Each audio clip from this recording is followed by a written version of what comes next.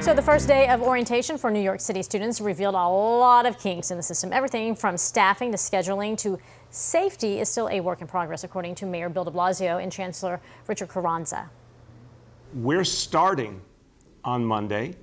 We've said repeatedly, it will not be a perfect start. We'll be making a lot of adjustments in the weeks after we begin. We are monitoring what the actual needs are of schools in terms of staffing. We've narrowed the list of schools that have some really difficult staffing challenges, and we're obviously concentrating on them. All right, so administrators aren't the only ones trying to figure out how to make this work. Parents, of course, and students. Joining us this morning, Erika Newsome, a mother of 4 from the Bronx, who's also an EMT. Erika, good morning to you once again. Thank you for being here this morning.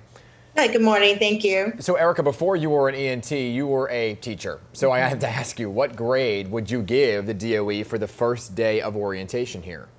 Definitely 1 needs improvement, maybe a D-, only because they actually are opening, but yeah. Now, why would you say that? Definitely because the first day here, I had the 4 different kids in 3 different schools, and my daughter was so excited at 3K. 3 years old, her first day of school, and even though it was going to be online, they canceled it last minute because of technical issues. And we have to explain to a 3-year-old how she's not going to have school when it's hard enough to explain to her she's not going to a building. Well, I got to ask you, Erika, because I have a 4-year-old, and I can only imagine how hard it is to do remote learning for a 3-year-old to gather that attention span for it. I mean, I'm sure that's been and will continue to be a huge challenge. Yes, absolutely. And it's even a bigger challenge because there's a 3-year-old, and we also have a 7-year-old in 2nd grade, a 11-year-old in 6th grade, and a 9-year-old in 4th grade, all in the same house. So this is a full-time job, essentially, for you. It's kind of looking like it's definitely going to be in that range where I'm definitely going to have to find new creative ways to balance actually working out in the field and working at home. So you have 4 kids, obviously. So are they all in the same school? How did it go for the older kids then? And what would you say the biggest challenge was for them yesterday? I have 3 in the same school. 1 is in middle school. The middle school was actually, they were a little bit easier on point. He was able to log on. There was teachers, except the only thing they're missing is the communication with the parents. And the elementary school has all the parent letters. So it's the idea if everybody would talk together, maybe we'd be able to make this work. Were you able to find out, because we're hearing some issues that there were issues with Wi-Fi connections, that there were some Zoom calls that were hacked yesterday as well. Were you able to have any conversations about concerns with the educators going into the school year about problems you may face?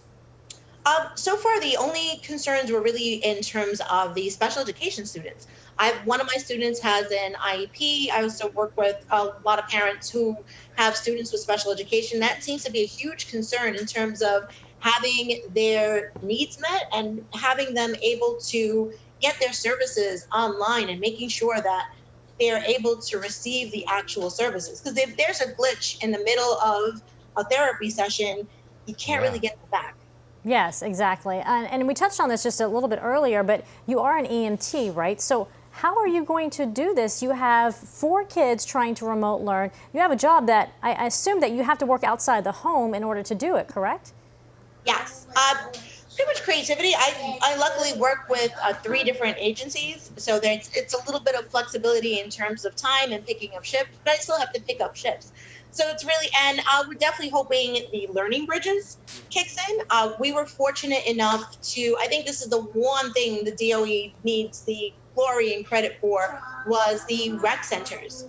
So during COVID, where it was the height of COVID, and we were pretty much working insane hours, the DOE created the rec centers for essential workers and parents of healthcare, and they essentially had a mini version of school, which was ideal. If that could ever be recreated, then. Right.